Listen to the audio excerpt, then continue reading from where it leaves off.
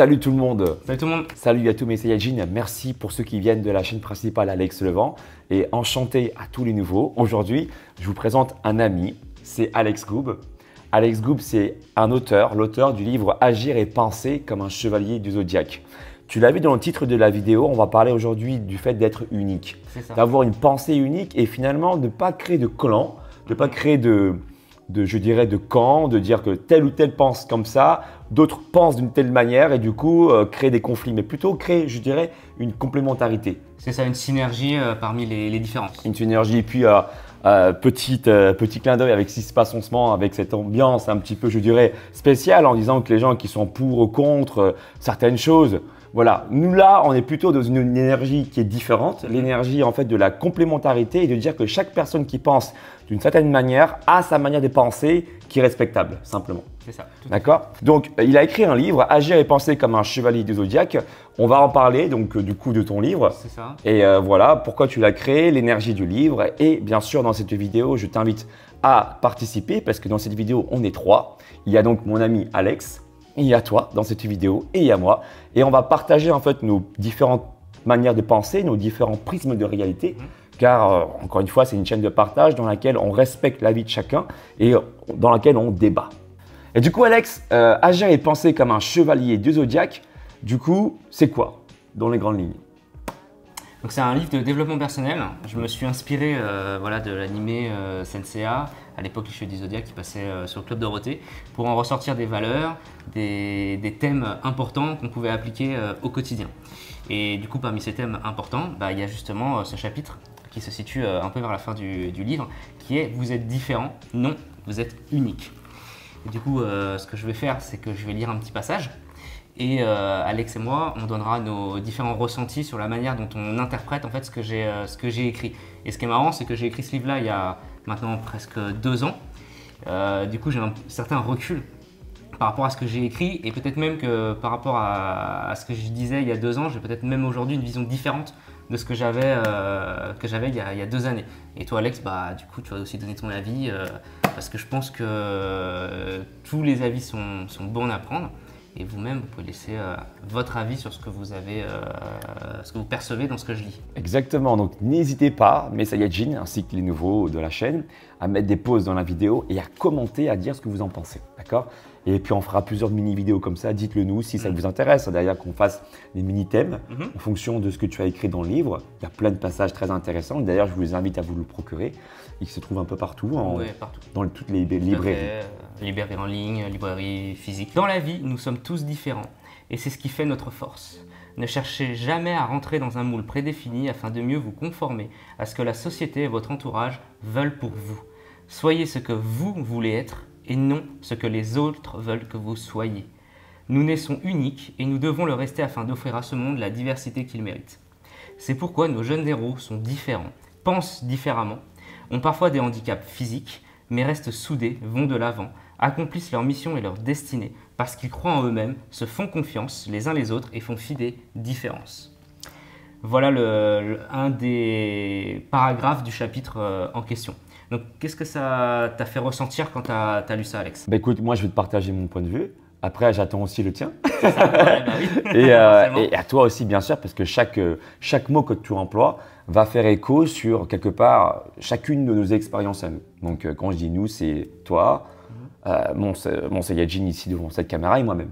Ne cherchez jamais à rentrer dans un moule prédéfini afin de mieux vous conformer à ce que la société et votre entourage veulent pour vous. Moi, clairement, je suis rentré dans un moule prédéfini au début. Mais ça me permettait de savoir que ce n'était pas adapté par rapport à ce que je voulais vraiment vivre dans ma vie. Concrètement, avec des mots, je dirais, précis, disons que j'ai suivi, tu vois, comme tout le monde, un système, je dirais, scolaire, ce qui est normal. C'est quand même, sans dénigrer le système scolaire, c'est un moule quand même, qui est prédéfini, on a des matières à réviser et tout ça. Et puis, si tu veux, moi, malgré ma bonne volonté, parce que du coup, il faut y mettre de la bonne volonté à chaque fois, même quand tu vas dans un terrain que tu ne connais pas et que ce n'est pas adapté à toi, il faut aussi donner de la bonne volonté, donner une chance de réussir également, et c'est ce que j'ai fait. Donc, je n'étais pas mauvais élève, mais c'est vrai que, il fallait que je rame peut-être 2, si pas 3 fois plus qu'une personne, je dirais, normale pour avoir des notes, je dirais, correctes. Tu vois. Et donc à l'école, bah, effectivement, en plus, d'autant plus que ma sœur, c'était la tête de la classe à chaque année. Mon frère, pareil, tu vois, aujourd'hui, ils ont des postes, je dirais, reconnus d'un point de vue scolaire, c'est-à-dire ingénieur, mon frère, et puis mes deux sœurs, médecins, et une autre petite sœur qui est médecin à venir, enfin, dentiste à venir. Donc des postes, je dirais, un peu high level, je dirais. Voilà, Et donc, dans ce moule prédéfini, je me suis dit, mais comment ça se fait que moi, je sois aussi mauvais par rapport à eux? Et tu vois, j'ai regardé mon sang, comme ça, couler dans mes veines, et je me suis dit, mais putain, mais c'est pas normal, ma qualité doit forcément se trouver ailleurs. Je refusais de me dire que j'étais nul. Alors, j'étais peut-être pas doué dans ce domaine-là, mais je pouvais peut-être exceller quelque part d'autre. Je me suis dit, il n'y a pas de raison. J'ai le même nom, et je ne pense pas être un enfant abandonné, tu vois.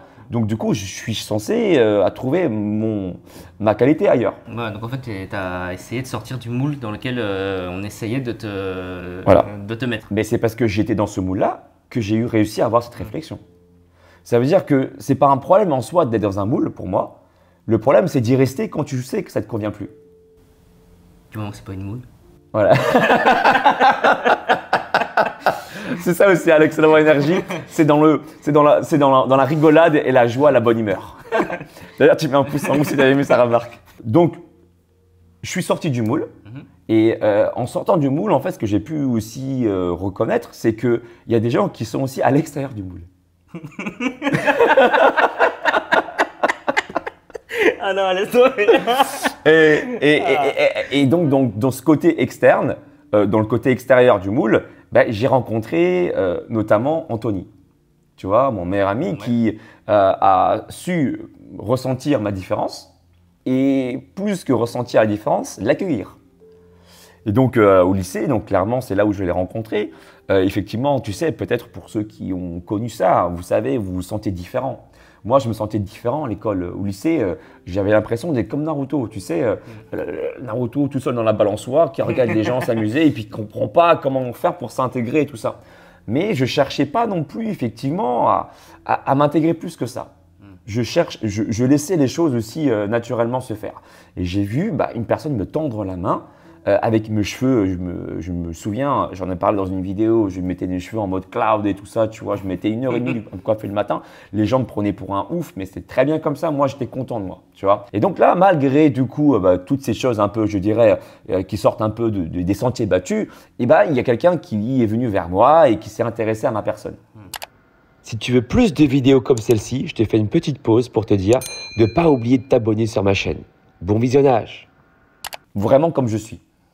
Et donc, pour vous dire que ce n'est pas parce que vous sortez du moule que vous allez forcément être critiqué. Alors, vous allez être critiqué, mais vous allez aussi avoir des gens qui vont comprendre votre énergie. Et moi, je dirais quelque chose aussi de très intéressant, je pense, et tu me diras ce que tu en penses dans la barre des commentaires, c'est qu'en sortant d'un moule prédéfini, forcément, tu vas vers l'inconnu. Parce que tu vas commencer à rentrer dans un moule qui sera plus du coup prédéfini, ou alors prédéfini selon ta conception de la réalité. Et donc, on rentre dans quelque part de quelque chose qui n'est pas connu, qui n'a pas de référence. Donc forcément, quand on rentre dans l'inconnu, on sait très bien que l'inconnu fait peur aux gens. Les gens n'aiment pas l'inconnu. En tout cas, beaucoup de gens n'aiment pas l'inconnu. Ils aiment bien avoir leur habitude, etc. Et c'est normal, leur routine. D'accord ? Et c'est pas plus mal. Mais quand tu sors du moule, c'est indiscutable. Attends-toi ou prépare-toi dans ce cas-là. D'où le fait de s'intéresser aussi à l'énergie. Parce que la préparation, ça ne se passe pas du coup dans le monde visible, mais dans l'invisible. Voilà. D'accord ? Prépare-toi à recevoir également les critiques et mieux que te préparer, accueille-les. Parce que c'est en accueillant les critiques que justement tu vas pouvoir ensuite évoluer. Moi, quand je suis sorti du moule, clairement par exemple, typiquement un exemple de ma vie, c'est que j'ai commencé à faire des vidéos YouTube il y a 7 ans. Donc il y a 7 ans, YouTube, ce n'était pas aussi, je dirais, reconnu qu'aujourd'hui. Aujourd'hui, on sait très bien qu'on peut en faire de vrais métiers. Il y a 7 ans, c'était encore discutable. C'est ça. Tu vois, et puis c'était pas aussi pimpant. YouTube, maintenant, aujourd'hui, c'est, voilà, tu vas sur ton téléphone, il y a les réseaux sociaux, il y a YouTube aussi. On pense à ça. Avant, c'était pas le cas. Et donc, forcément, mes parents, ils se posaient des questions. Ils me disaient, mais qu'est-ce qu'il va faire de sa vie, ce mec-là?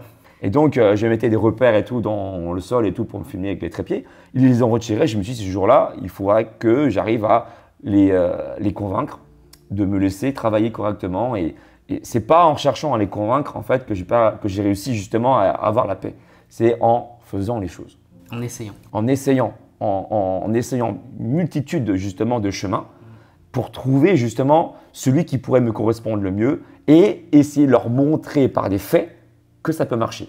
Donc, j'essayais même pas de les convaincre parce que c'est la pire erreur, je pense, qu'on puisse commettre, d'essayer de dire à quelqu'un « oui, mais regarde, fais-moi confiance », etc. Les paroles, c'est bien, mais ce qui compte, c'est les gestes. Le résultat, c'est ce qui convainc au final les gens. C'est pas parce que tu dis à quelqu'un oui, je vais faire ci maintenant, je vais être comme ça, qu'il va forcément te croire. Lui, il va dire ok, tu vas faire ça, mais au fond de lui, il va dire non, mais tu pars dans le mur. Par contre, si tu lui montres clairement ce que tu fais et qu'il y a quelque chose de tangible en fait derrière, de palpable, là, il est en face d'une réalité et il peut plus la dénigrer ni même l'ignorer. Donc là, il ne pouvait pas ignorer ni ta famille, ni tes parents, ni ton entourage ne pouvaient plus ignorer que le chemin que tu avais pris, finalement, ce n'était pas un mauvais chemin. Et c'était déjà le chemin, c'était ton choix. Donc c'est important, hein, c'était un choix de ta part. Et que ce choix t'a amené en fait à réussir. En tout cas, à réussir dans ce que tu considères comme être une réussite dans ton existence. Et c'est parce que tu es sorti du moule, que tu as avancé, que tu as persévéré aussi, que tu as fait fi aussi des remarques des gens qui avaient autour de toi, parce que tu as pris des brimades, peut-être on s'est même moqué de toi.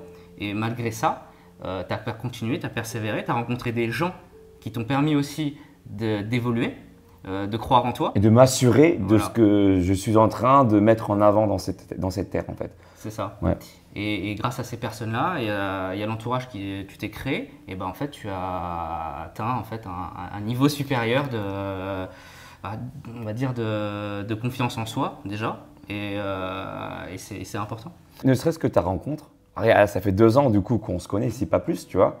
Et tu vois, moi je m'amuse pendant mes entraînements. D'ailleurs, pour ceux qui me connaissent pour la première fois, enchanté, hein, j'ai une chaîne principale qui s'appelle Lex Levent dans laquelle je mets en avant des exercices physiques puisque je suis aussi coach sportif diplômé d'État depuis maintenant 16 ans que j'ai la chance d'animer ce métier. Eh bien, figurez-vous que j'ai une approche où j'aime bien trouver la motivation par l'esprit shonen, tu vois.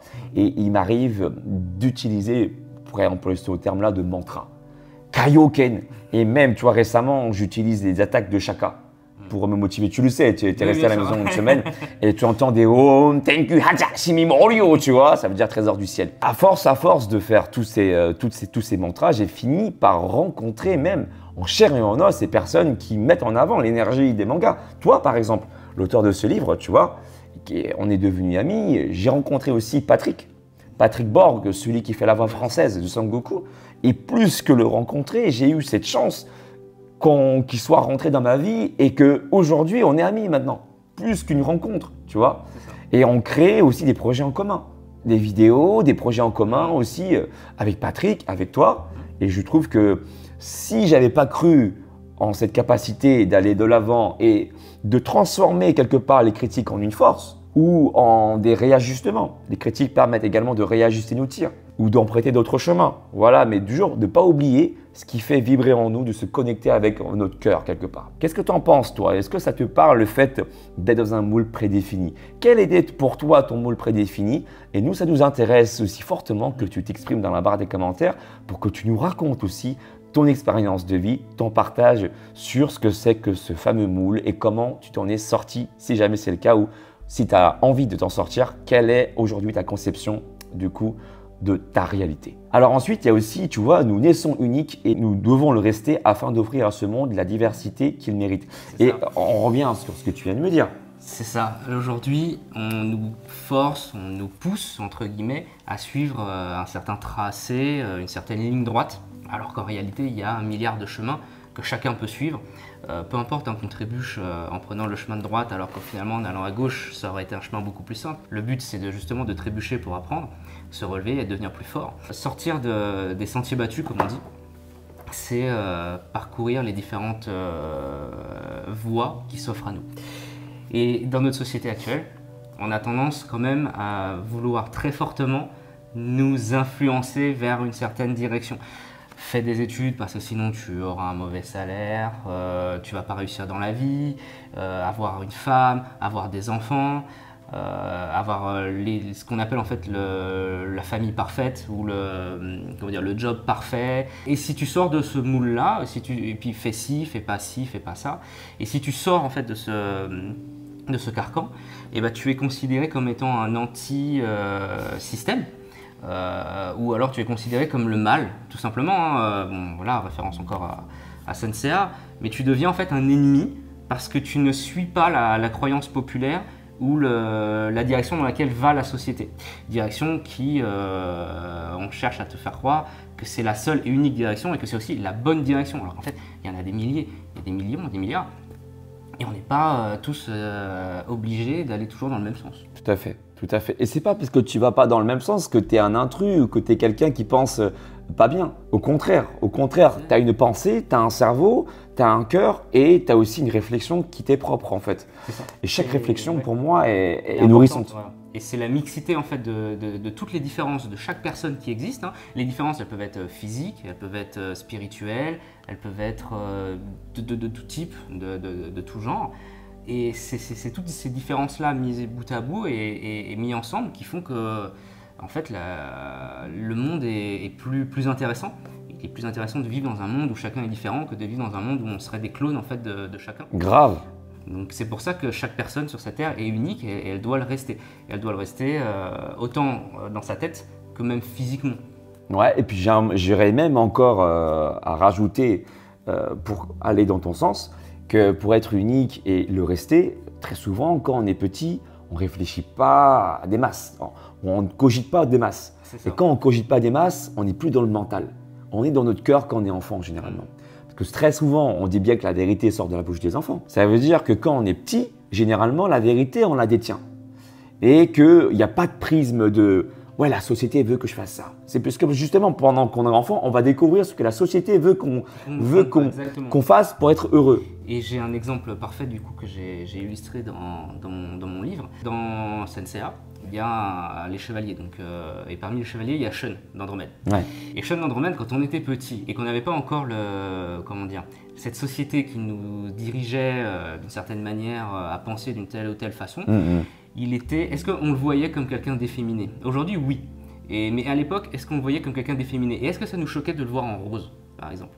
Eh ben non, pourtant, non. C'était un des chevaliers. Il avait une certaine… Et encore, il ne parlait pas non plus comme une personne efféminée, et on n'a rien contre les personnes efféminées, mais il était rose, c'était un homme, et il était entouré d'une bande de garçons plus virils les uns des autres. Et il était différent. Est-ce que c'est pour autant qu'il était faible? En fait, Shun, c'était juste, au départ en tout cas, le plus puissant des chevaliers de bronze. Et pourtant, il était habillé en rose, et pourtant, il avait les cheveux verts, et alors en fait? Et la question c'est, et alors? Vous êtes différent, vous voulez vous habiller comme ça, vous voulez penser comme ça, vous voulez faire les choses d'une telle façon, et la réponse que vous avez à apporter, c'est, aux gens qui ne comprennent pas, c'est, et alors? J'ai les cheveux verts, ouais. J'aime le rose, je veux pas aller, je suis comme je suis, et alors? C'est quoi ton problème? En quoi ça t'embête en fait? C'est pas plus compliqué que ça. Moi je me souviens, mais il a mis tout le monde d'accord avec sa tempête nébulaire. Ah oui, voilà, c'est ça. Là, tout le monde était à terre. Ceux qui connaissent, quand il a senti l'attaque suprême, pour ceux qui ne connaissent pas, je vous invite vraiment à découvrir Les Chevaliers du Zodiaque et par la même occasion de vous procurer ce livre. C'est vraiment un livre, je l'ai lu 3 ou 4 fois, je ne sais plus combien de fois je l'ai lu. C'est vraiment un livre qui se lit très très bien. Et puis moi qui n'aime pas rester trop longtemps à lire, et là je pense que je peux vous dire que je l'ai dévoré. C'est vraiment un super livre qui parle de développement personnel et puis d'évolution à la fois physique et spirituelle. C'est ça, les deux vont de pair. Et pour revenir du coup à la naissance, le fait de rester unique, moi je rajouterais juste une chose en disant que la vérité on la détient donc du coup quand on est petit. Et souvent d'écouter quand vous avez un doute, de vous reconnecter avec vous quand vous étiez petit. En fait, quand vous regardez dans le miroir, moi j'ai une technique que j'emploie aussi souvent, c'est que je me dis, mais moi, je m'imagine petit. Tu vois, j'ai un corps d'adulte, Oui. Mais quand on se regarde, finalement, on est des grands enfants. Je préfère voir cette vision-là parce que je me dis, du coup, ça met moins l'impression dans la vie. Tu me dis, tu vois, le mec, il peut avoir un poste élevé ou peu importe, tu vois, enfin, il y a encore tous les postes se valent, mais encore une fois, pour les gens, je dirais, la plupart des gens qui voient des postes qui sont plus ou moins intéressants, plus ou moins élevés, finalement, on est tous des grands gosses, d'accord? Et avec du coup nos qualités et nos failles. Et donc, se reconnecter avec notre enfant pour savoir qu'est-ce qui nous a animés quand on était petit, sans se poser 1000 questions. Et le regard aussi qu'on portait sur le monde, qui était un regard en fait neutre. Neutre. Tout à fait. Pur presque, je dirais. Tu vois. Pour en revenir à ce que je disais tout à l'heure, c'est en grandissant qu'on s'est approprié en fait les codes de la société. Ouais. Et le rose, c'était féminin. Et les cheveux comme ça, c'était féminin. Et le fait d'avoir telle ou telle posture, etc. Donc en fait, on nous a rentré, en fait, on nous a fait comprendre et on nous a donné des codes à respecter pour la virilité, la masculinité, etc. Si tu aimes ces vidéos-là, je te fais une petite pause pour te dire de ne pas oublier de t'abonner sur ma chaîne Alex Levent Énergie. Bon visionnage. Et plein d'autres choses, hein, code vestimentaire, et professionnel, personnel, en te disant voilà, ça c'est bien et ça c'est pas bien. Ça, c'est pas bien. Alors, Voilà. en réalité, tout est question de point de vue déjà. Et donc, ne pas hésiter en fait à croire en soi-même. En soi-même. Alors déjà, expérimenter du coup le système, évidemment, qu'on te propose. Parce que pour le coup, il peut vraiment te correspondre. Et s'il te correspond, je dirais tant mieux. Ah, il y a des gens pour qui le système, le moule prédéfini, ça va. Et c'est très bien comme ça. Il y a des gens pour qui, comme… Alors attention, parce qu'on dit moule prédéfini, c'est pas péjoratif. Hein. Non. Ça peut être, le choix peut être Oui. délibéré. Hein. Donc du coup, non, mais voilà, si c'est ton choix Ouais. et que tu t'y plais, il n'y a pas de souci. Et je terminerai par dire, en citant ta dernière phrase, c'est pourquoi nos jeunes héros sont différents, pensent différemment, mais restent soudés, vont de l'avant, accomplissent leur mission et leur destinée. Parce qu'ils croient en eux-mêmes, se font confiance les uns les autres et font fi des différences. Je trouve que c'est très très très fort parce que pour le coup là, ça met en avant, je dirais, la complémentarité de pensée. Et au lieu de chercher une dualité, à savoir qui a raison, qui est la plus grosse, on va plutôt chercher la plus grosse mais ensemble. Non mais c'est ça l'idée. C'est ça, c'est qu'on va unir nos forces pour former quelque chose d'encore de plus grand, de ce que l'on pourrait créer nous-mêmes en fait. Et moi je trouve ça fort parce que pour le coup, pour revenir du coup à ce contexte, je pense que, et c'est pourquoi en fait j'ai envie de terminer dessus, de dire laissons les jugements des autres, d'accord, de côté. Et si on essayait de laisser le jugement de côté et qu'on apprenait justement à écouter parfois. Mais, et comme tu le dis souvent, il y a un passage, je ne sais plus dans quelle partie du livre, mais tu disais qu'il y avait un chevalier qui prenait le temps, je crois que c'est Iki, de se mettre à la place d'un autre chevalier, de l'écouter. C'est pas pour autant qu'il était d'accord avec ce qu'il disait, mais après, au moins prendre le temps pendant le temps de l'écoute, de mettre en off ta réflexion, ta manière de penser, de vraiment choper l'information et derrière d'avoir cette réflexion, de mixer sa réflexion avec la tienne pour en faire le choix de rester, de camper sur ta position ou alors de réajuster ta manière de penser. Mais ça, tu ne peux pas y arriver si tu coupes la parole à l'autre, si tu attends justement que la personne parle pour pouvoir le rétorquer. Ça ne servira à rien. Et c'est ce qui se passe un peu en ce moment, en tout cas j'ai l'impression. Bon, après il y a des gens qui font exception, merci. Merci aussi à Rémi de la chaîne Juste Milieu qui derrière, en fait, on fait part de ces différences-là, qui cherche le juste milieu. Abonnez-vous à cette chaîne justement. Dis-nous dans la barre des commentaires ce que tu en penses sur cette réflexion du fait de vous sentir différent. Non, en fait, vous êtes juste unique. Qu'est-ce que vous en pensez? Racontez-nous également vos anecdotes dans la barre des commentaires. Si vous voulez plus de vidéos comme ça, dites-le nous également. N'oubliez pas de vous abonner aussi sur ma chaîne principale. Je ferai souvent ce rappel parce que pour moi, le corps et l'esprit sont effectivement deux choses qui se dissocient mais qui avancent ensemble, non pas dans une dualité mais dans une complémentarité. Merci encore Alex. Merci à toi. À tout bientôt. Allez, ciao. ciao.